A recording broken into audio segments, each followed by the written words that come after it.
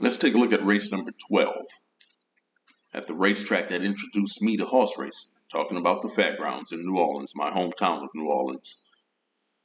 It's race number 12. It's the Gun Runner Stakes. It's a mile and 16th with a purse of $100,000 for 2-year-olds.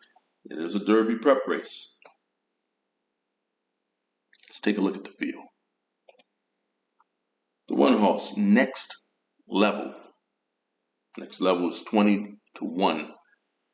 It's been taking on some tough competition on the West Coast, competing against the likes of Prince Monaco, Miramati, Muth. Got a nice relief in class last time out, the Fairgrounds, but he broke his maiden, didn't put up a very impressive speed figure. But he was finally able to get a win, getting 20-1 on the one horse, Next Level. Take a look at the 2 at 5-1. It's Catching Freedom, trained by Brad Cox. His debut, he won at the mile distance at Churchill, winning by 3 3/4. Last time out, he was 4th, but I went back and I watched that race. And in the stretch, I mean, he was closing nicely. When he got into the stretch, he had a wall of horses in front of him. Then he tried to get around him. Then he got blocked in by another horse. He really just didn't get a clear trip at all in the stretch. Getting 5-1 on the 2 horse, Catching Freedom. I'm going to use the 2 horse on my tickets at 5-1. Also at 5-1 is the 3, Risk It. Risk It is sired by Gun Runner. Won his debut, Saratoga, by 4.5. Next time out, he finished 2nd in the Iroquois at Churchill. In that last race, the Kentucky Jockey Club. Oh man, he steadied several times. Several times throughout the race. He had no chance in that one. He's trained by Steve Asmussen. Joel Rosario was aboard. Getting 5-1 on the 3 horse, Risk It.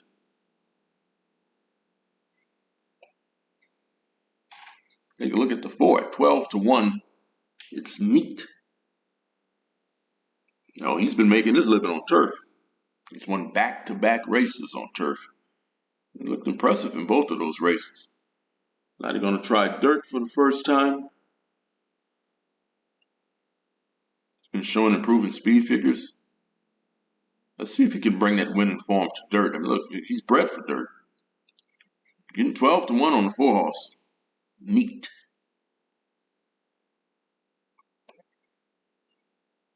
At 20-1, it's the 5, Footprint. He won his debut at Keeneland by an impressive 3 3/4. Last time out, finished 2nd. The non-winners of 2 lifetime at Churchill. Getting 20-1 on the 5 horse, Footprint. And there's your morning line favorite. And rightfully so at 7-5, especially off of that last race. Owned by Godolphin, trained by Brad Cox. It's Nash. Made his debut at 6 furlongs, and well, that just wasn't far enough for him. He's a 2-turn horse. Last time out, he put that field away, winning by 10. Got a 97 Brisnet speed figure. His buyer was also 97.